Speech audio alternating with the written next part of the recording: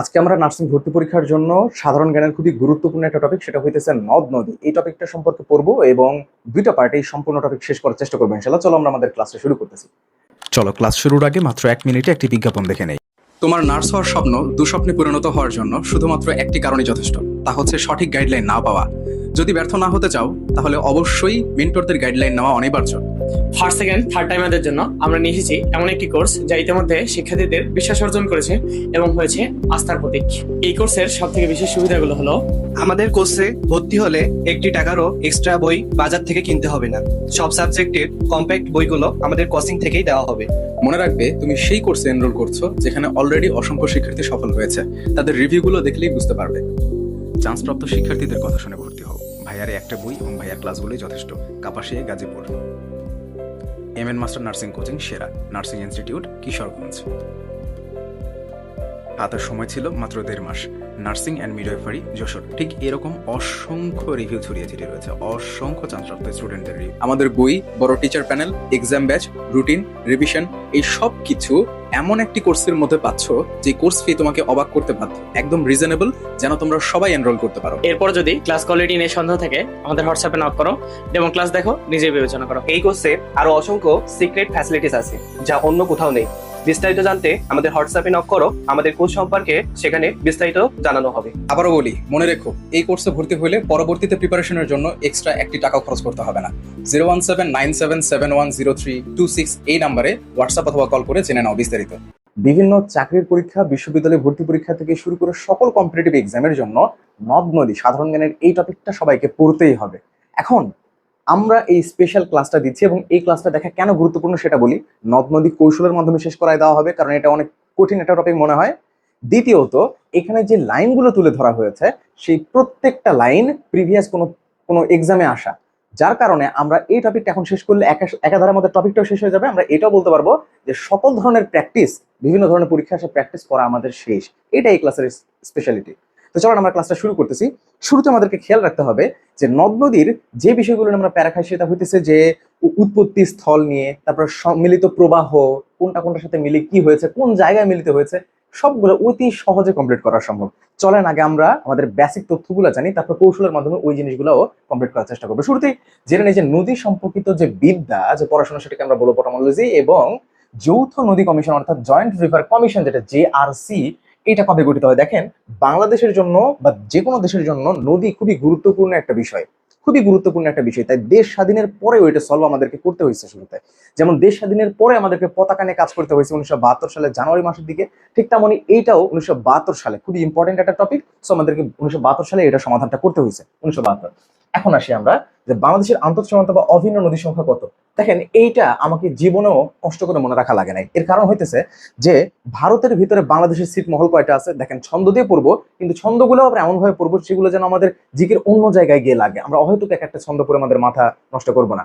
বাংলাদেশের যে ছিটমহলগুলো ভারতে অ্যারাউন্ড 50টা, 51টা আছে না কয়টা আছে সেটা আপনার এক্সাক্ট জানার দরকার নাই। ভারতের মধ্যে বাংলাদেশের ছিটমহল আছে 51টা, সাপোজ মনে রাখেন 50-এর কাছাকাছি। এখন কথা হলো, ওইটা যদি মনে থাকে তাহলে আন্তঃসীমান্ত বা অভিন্ন নদী এটা যে 57, এই সংখ্যাটা মনে রাখা কি খুব কঠিন হবে? এবং বাংলাদেশ ও ভারতের মধ্যে অভিন্ন মানে সেম নদীর সংখ্যা হইতেছে 54টা। 51, 57, 54 খুব কি কঠিন মনে হইতেছে? অবভিয়াসলি না। এবং মিয়ানমার থেকে বাংলাদেশে প্রবেশকারী নদী হইতেছে 3টা, সেটা হইতেছে নাফ, মাতামুহুরি এবং সাঙ্গু। এখন কথা হইতেছে যে এই যে বিদেশ থেকে মানে দেশের বাইরে থেকে যে নদীগুলো আমাদের দেশে আসতেছে, মাথায় রাখবেন পুরাটা টপিক জুড়ে আমরা পাবো এই মিয়ানমার এবং ভারত।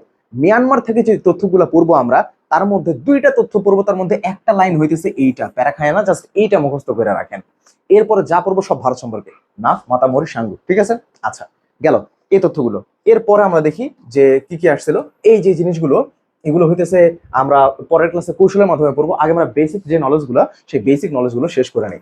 আচ্ছা, এরপরে যে তথ্য সেটা হচ্ছে বাংলাদেশের নদী গবেষণা ইনস্টিটিউট কোথায় অবস্থিত। দেখেন, এর আগের ক্লাসে একটা কথা বলছিলাম, সেটা হইতেছে কি, বাংলাদেশের মহাকাশ অবলোকন কেন্দ্র।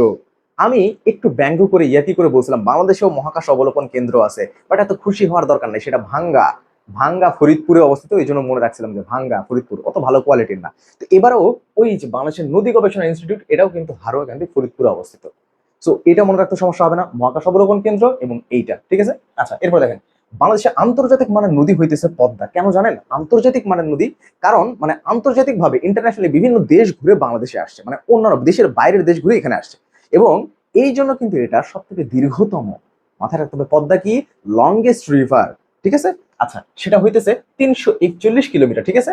আচ্ছা, এবং এই জন্য কিন্তু ইন্টারন্যাশনাল মানে, আর পদ্মা যদি না থাকে তাহলে সেক্ষেত্রে আমরা ব্রহ্মপুত্র নদ দিব। ব্রহ্মপুত্র ক্ষেত্রে একটা কথা মনে রাখতে হবে, নদ এবং নদী এই দুইটার মধ্যে ডিফারেন্স আপনাকে বুঝতে হবে। যখন নদের কথা বলবে তখন ব্রহ্মপুত্র কথাটা আপনাকে মাথায় রাখতে হবে। নদ নদী দুইটা ভাষা কিন্তু ভালো করে খেয়াল করেন, আরো বিস্তারিত আমরা পরে জানতে পারবো। আচ্ছা, নেপাল এবং ভারতের মধ্যে দিয়ে প্রবাহিত নদী হইতেছে পদ্মা। আচ্ছা, এটা আমরা খুব সহজে মনে রাখতে পারি। এখন বেশ কয়েকটা নাম সহকারে, সেটা হচ্ছে কুমিল্লার দুঃখ। আচ্ছা, এই যে গোমতী নদী, এটাকে কুমিল্লার দুঃখ কেন বলা হয়? কারণ এখানে জোয়ার ভাটা হয় না। তো যেখানে জোয়ার ভাটা নাই, আনন্দ নাই, স্ফুলিঙ্গ নাই, সেটাকে তো আমরা দুঃখী বলবো, তাই না? তো কুমিল্লার দুঃখ বলা হচ্ছে গোমতী নদীকে। এবং 1787 সালে ব্রহ্মপুত্র নদ এর ভূমিকম্পের ফলে এখান থেকে সৃষ্টি হয়েছে যমুনা। ব্রহ্মপুত্র নিয়ে কথা এখনো শেষ হয় নাই। ব্রহ্মপুত্র দেখেন, ব্রহ্মপুত্র নামের মধ্যে আছে হচ্ছে পুত্র। তো ব্রহ্মপুত্র থেকে আরেকটা পুত্রের জন্ম হয়েছে, সেটা হচ্ছে যমুনা। তো আরেকটা আবার পদ্মার, তাহলে পদ্মা থেকে কি সৃষ্টি হয়েছে? যেমন ব্রহ্মপুত্রের পুত্র আছে, ঠিক তেমনি পদ্মার কুমার। কুমার মানেও কিন্তু এই পুত্রের মতনই, রাজার ছেলে সে তো কুমার, তাই না? আচ্ছা, ছেলে মানে পুত্র, সন্তান। আচ্ছা, যাই হোক, তাহলে ব্রহ্মপুত্র থেকে পুত্র জন্ম হয়েছে যমুনা। আচ্ছা, পশ্চিমবঙ্গের লাইফ লাইন কেন বলা হচ্ছে গড়াই নদীকে? কারণ এই গড়াই নদীর আশেপাশে অনেকগুলা বসতি গড়ে উঠেছে এবং তাদের লাইফটাই নির্ভর করতেছে ওই নদীর উপরে। এন্ড দ্যাটস ওয়াই পশ্চিমা অঞ্চলের যে নদীটা, গড়াই নদীটা, এটাকে লাইফ লাইন বলা হচ্ছে। এবং পশ্চিমা বাহিনীর নদী বলা হচ্ছে বিল ডাকাতিয়াকে। দেখেন, ডাকাত বাহিনী, তাহলে এবার থেকে মনে থাকবে যে পশ্চিমা বাহিনীর নদী যদি বলে তাহলে ডাকাতিয়া, বিল ডাকাতিয়া। ডাকাত বাহিনী, ডাকাত বাহিনী, ঠিক আছে? আশা করি এটা নিয়ে আর কোনো সমস্যা হবে না। এরপর আমরা আরেকটা বেসিকে চলে যাই। এইগুলোও কিন্তু আমরা পড়বো, খুবই ইম্পর্টেন্ট। এগুলো থেকে তো প্রশ্ন আসে, ছন্দের মাধ্যমে, ছবির মাধ্যমে আমরা পড়বো। আচ্ছা, বাংলাদেশের একমাত্র কৃত্রিম খাল, খালের কথা যদি বলে, এখান থেকে আমি মনে রাখবো যে বাংলাদেশের কৃত্রিম খাল, এটা আমরা মনে রাখবো গাব খাল ঝাল। গাব খাল ঝাল। কেন গাব খাল ঝাল মনে রাখতেছি? গাব খাল ঝাল খুবই ইন্টারেস্টিং একটা শব্দ। এর কারণ হইতেছে যে খালটার নাম হচ্ছে গাবখান খাল, এবং এটা তো খাল, তাই না? এবং সেটা ঝালকাঠিতে অবস্থিত, এই জন্য গাব খাল ঝাল বলছি, ঝালকাঠিতে। এটাকে কিন্তু বাংলাদেশের সুয়েজ খাল বলা হয়। বাংলার সুয়েজ খাল কোনটা? গাবখান ঝাল। আচ্ছা, সতর্কীকরণ বিজ্ঞপ্তি: নার্সিংয়ের সকল সাজেশন, আপডেট, গাইডলাইন পেতে কমেন্ট বক্সে থাকা লিঙ্কে ক্লিক করে হোয়াটসঅ্যাপ গ্রুপে অ্যাড হয়ে নিন এবং ফেসবুক গ্রুপে ফলো করে দিন। ধন্যবাদ। তারপরে দেখেন, বাংলাদেশ এবং মিয়ানমারকে বিভক্ত করছে কোনটা? নাফ নদী। আচ্ছা, মিয়ানমারের কথা কিন্তু এই যে বলছিলাম না যে দুইটা কথা আসবে, এই যে এইটা সেকেন্ড কথা, আর আপনাকে মিয়ানমার নিয়ে প্যারা খাওয়া লাগবে না, বাংলাদেশ এবং মিয়ানমার নিয়ে। এরপরে দেখেন, বাংলাদেশ এবং ভারতকে বিভক্ত করছে, ভাঙছে কোন নদী? ভাঙছে কোনটি? ভাঙছে ভাঙ্গা থেকে হারিয়া ভাঙ্গা। এই যে সাতক্ষীরাতে দৈর্ঘ্য হচ্ছে 38 কিলোমিটার। 38, 56 এবং 18, এই তিনটে সংখ্যা মনে রাখতে হবে। হ্যাঁ, কিলোমিটার নিয়ে ব্যাপার স্যাপার আমাদের নদীর মধ্যে এই তিনটা জন্যই আমাদের গুরুত্বপূর্ণ, তিনটা বাদ দিয়ে। আর আরেকটা হচ্ছে কোনটা বলেন তো? পদ্মা যে লংগেস্ট, ওইটার দৈর্ঘ্য কত? এটা আপনাদের যে শুরুতে দেখালাম যেটা। আচ্ছা, এরপর আসেন, বাংলাদেশের জলসীমায় উৎপত্তি এবং সমাপ্তি হচ্ছে হালদা। মানে আমরা দেখতেছি যে নদীগুলো অন্য দেশ থেকে আসতেছে, হয় মিয়ানমার থেকে আসতেছে, না হলে দেখা যাচ্ছে যে ভারত থেকে আসতেছে। বাংলাদেশে যে কয়েকটা নদী আছে, যে দুই একটা আছে বাংলাদেশের মধ্যে উৎপত্তি, বাংলাদেশের মধ্যে শেষ, সেটা হইতেছে হালদা।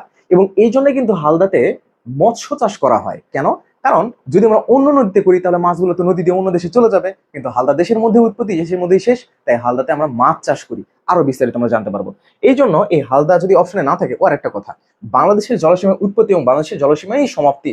সমাপ্তি মানে হইতেছে সাঙ্গ, সাঙ্গ মানে শেষ। বলে না যে কাজ সাঙ্গ করছে আজকে, সাঙ্গ মানে হইতেছে শেষ। তো সাঙ্গ, বাংলাদেশের উৎপত্তি, বাংলাদেশের সাঙ্গ থেকে মনে রাখবেন। আরেকটা, যদি এই হালদা যদি না থাকে তাহলে দিবেন যে সাঙ্গ হয়ে গেছে, সেটা হইতেছে সাঙ্গু নদী। ঠিক আছে, আশা করি এই জিনিসগুলো আর ভুল হবে না। এরপর আমরা যে বেসিকটা, সেটা হচ্ছে যে বাংলাদেশের একমাত্র, এই যে এটাই বলতেছিলাম যে প্রাকৃতিক মৎস্য প্রজনন কেন্দ্র এশিয়ার বৃহত্তম, নদীতে করতেছে, নদীর মধ্যে করতেছে, সো বড় তো হবে। এশিয়ার মধ্যে বৃহত্তম প্রাকৃতিক মৎস্য প্রজনন কেন্দ্র, রেণুপোনার জন্য বিখ্যাত, কার্যত মাছের জন্য বিখ্যাত, এবং মৎস্য হেরিটেজ বলা হচ্ছে হালদা নদীকে, কারণ বাংলাদেশে শুরু, বাংলাদেশে শেষ। আচ্ছা, এরপর আমরা যে তথ্যতে যাবো সেটা হইতেছে বাংলাদেশের একমাত্র প্রধান নদী বন্দর হইতেছে নারায়ণগঞ্জ, যেটা আপনারা আশা করি জানেন। এবং বাংলাদেশের একমাত্র বিদ্যুৎ উৎপাদনের সক্ষম নদী হইতেছে কর্ণফুলী। কেন সেটা একটু বলি। দেখেন, এর নামে আছে কর্ণফুলী, কারণ এটা অনেক ফুলে ফেপে ওঠে, ঢেউয়ে অনেক ফুলে ফেপে ওঠে, এটার অনেক শক্তি। এই জন্য এইখান থেকে টারবাইন ঘুরে, আচ্ছা টারবাইন ঘুরে ওইটা বাদ রাখেন, জাস্ট মাথায় রাখেন যে বিদ্যুৎ উৎপন্ন করা হয়। এই যে ঢেউ আছে না, ঢেউকে ব্যবহার করে বিদ্যুৎ উৎপন্ন করা হয়। ঢেউয়ের যে শক্তি, এটাকে বিদ্যুৎ শক্তিতে রূপান্তর করা হয়, কারণ এটা অনেক ফুলে ফেপে ওঠে। এবং এইটার একটা কারণ বলতেছি, আসলে কর্ণফুলী নদী যে পাহাড় থেকে নামছে না, পাহাড়ের গা বেয়ে তো নদীগুলো নামে, তো তো ওই পাহাড়টা অনেক বেশি খাড়া এবং অনেক আঁকাবাঁকা রাস্তা ভেদ করে তারপরে মানে ওই দিক দিয়ে প্রবাহিত হয়ে বাংলাদেশে আসতে হয়। দ্যাটস ওয়াই এটা কিন্তু খরস্রোতা, অনেক বেশি ঢেউ, অনেক বেশি স্রোত। এই জন্য বাংলাদেশের সব থেকে খরস্রোতা কোনটা? সেটা হচ্ছে কর্ণফুলী, ফুলে ফেপে ওঠে। ব্রহ্মপুত্র নদের বর্তমান প্রবাহ যে নামে পরিচিত সেটা হচ্ছে যমুনা, এটা আমি অলরেডি আগেই বলছি। আচ্ছা, এখন কথা হইতেছে, দেখেন একটা লাইন থেকে যদি আরেকটা লাইন টানি তাহলে মেন লাইনের থেকে যে লাইনটা পরে টানলাম সেটা শক্তি অনেক কম হবে, তাই না? ঠিক তেমনি ব্রহ্মপুত্র থেকে যে পুত্রের জন্ম হয়েছে যমুনা, সেটা বারবার শুকায় যায়। ব্রহ্মপুত্রের পানির অভাব নেই, বাট যমুনা শুকায় যায়। তো অধিক চর বিশিষ্ট, শুকায় গেলে চরের সৃষ্টি হবে। তো অধিক চর বিশিষ্ট বেষ্টিত নদী হইতেছে যমুনা। এবং পদ্মা নদীর শাখা নদী কোনটা? দেখেন আপনাদেরকে শুরুতে একটা কথা মনে রাখতে বলছিলাম, আপনাদেরকে বলছি কিনা আমার মনে নাই। ওই যে জিআরসির কথা আপনাদের মনে আছে, জয়েন্ট রিভার কমিশন। জিআরসির সাথে আরেকটা শব্দ মনে রাখবেন, সেটা হইতেছে জেটিকে। জিআরসি জেটিকে, জিআরসি জেটিকে, খুব বেশি কঠিন না। জেটিকে কেন মনে রাখা যায়? দেখেন পদ্মা নদীর শাখা নদী, সরি এটা পরে পড়াইতেছি, জেটিকের ব্যাপারটা পরে আসতেছে। আমি বলছিলাম না ব্রহ্মপুত্র যেমন পুত্র আছে, পদ্মার তেমন কুমার আছে। কুমার মানে ছেলে সন্তান, তো কুমার আর গড়াই। তাহলে পদ্মার শাখা নদী কি? কুমার আর গড়াই। আশা করি মনে থাকবে। আচ্ছা, এরপরে আসেন, ব্রহ্মপুত্র নদের ভারতীয় অংশের নাম হইতেছে ডিহি এবং তিব্বতীয় যে অংশ সেটা নাম হইতেছে শানপো। বাংলাদেশের অধিক পথ, এবার দেখেন বাংলাদেশের অধিক, যদি বলে যে বাংলাদেশের অধিক পথ অতিক্রান্ত এবং বৃহত্তম নদ, নদের ব্যাপারটা আসলে অবশ্যই আপনাকে ব্রহ্মপুত্র উত্তর করতে হবে। নদ এবং নদী এই দুইটার ব্যাপারে ডিফারেন্স আপনাকে বুঝতে হবে। নদ বললে আমরা ব্রহ্মপুত্রকে অ্যান্সার করবো। এরপরে দেখি সম্প্রতি এখন কথা হইলো কি, যে ব্রহ্মপুত্র নদ কিন্তু বড় আছে, অনেক বড়। এখান থেকে একটা শাখা নদীর জন্ম হইতেছে, যমুনার জন্ম হইতেছে, বুঝতে পারতেছেন না? ইভেন এখান থেকে আরেকটা জন্মও হয়। আপনাকে যদি বলি তাহলে আপনি এই জিনিসটা হয়তো পরে আছে, আহ এখান থেকে আমরা কি করতে পারবো? আচ্ছা যাই হোক, আমরা একটু পরে পড়বো ব্যাপারটা, ওইটা আমরা একটু পরে রাখছি। আচ্ছা, এখন কথা হইতেছে যে এইটা এত বড় যে ময়মনসিংহ, পুরো ময়মনসিংহ শহরটাই গড়ে উঠছে এই নদীর কোল ঘেঁষে। তাহলে কত বড় নদী ব্রহ্মপুত্র, পুত্র আছে তার মানে বুঝতে পারতেছেন অনেক বড়। হ্যাঁ, তবে এত খুশি হওয়ার কিছু নাই, কারণ সম্প্রতি এই নদীতে কিন্তু চীন বাঁধ নির্মাণ করতেছে। ঠিক আছে, এখানে চীন বাঁধ নির্মাণ করতেছে। আচ্ছা, এই যে এটাই বলতেছিলাম, যে আপনাদেরকে বলছিলাম জেটি কে মনে রাখবেন। জেটি কে মানে হইতেছে, যেতে হচ্ছে ব্রহ্মপুত্র, সরি তিস্তা ও করতোয়া, যমুনা এবং ব্রহ্মপুত্রের উপনদী। আচ্ছা, ওটা আমরা একটু পরে দেখবো, ঠিক আছে? এইটা এখন না। তিস্তা ও করতোয়া আরেকটা বিষয়, তিস্তা ও করতোয়া কিন্তু যমুনা ও ব্রহ্মপুত্রের উপনদী, এটা একটু পড়ে নেবেন। আচ্ছা, তিব্বত, চীন, বাংলাদেশ, ভারত, ভুটানের ভিতর দিয়ে প্রবাহিত নদী হচ্ছে। আচ্ছা, এটা অতটা ইম্পর্টেন্ট না, একটু মনে রাখেন, কারণ প্রত্যেকটা থেকে তো পরীক্ষার প্রশ্ন আসছিল।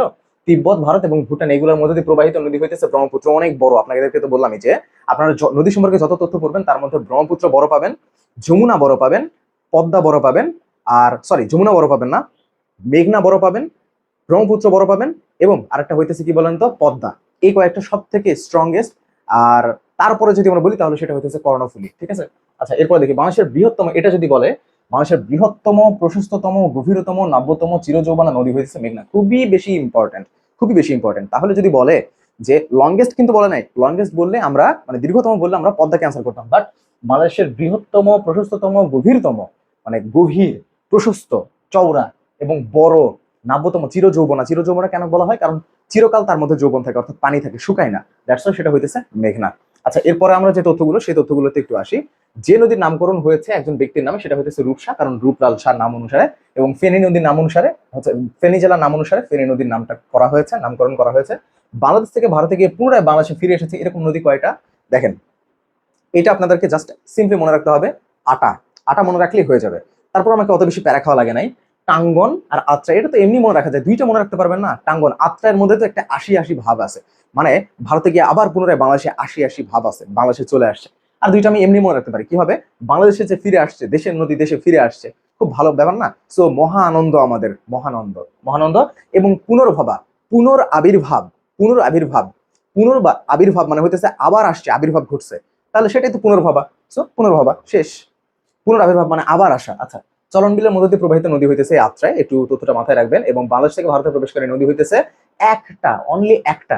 তো একটা জিনিস তার মানে লিখে রাখার মতন কথা না, যদি অনেক হইতো তাহলে না হয় ব্যাপার স্যাপার অন্য ছিল, কিন্তু একটা জিনিস একদম স্পেশাল, সো এটা লিখে রাখার মতন বিষয়। লিখে রাখার মতন বিষয় হইতেছে কুল লিক। ঠিক আছে। আচ্ছা, উৎপত্তি স্থলে এখান থেকে আপনাকে একটা খুবই গুরুত্বপূর্ণ বিষয় মাথায় রাখতে হবে, কারণ এটা আমাদের পরে লাগবে। উৎপত্তি স্থলে মেঘনা নদীর নাম কিন্তু বরাক, এটা আপনাদেরকে মাথায় রাখতে হবে।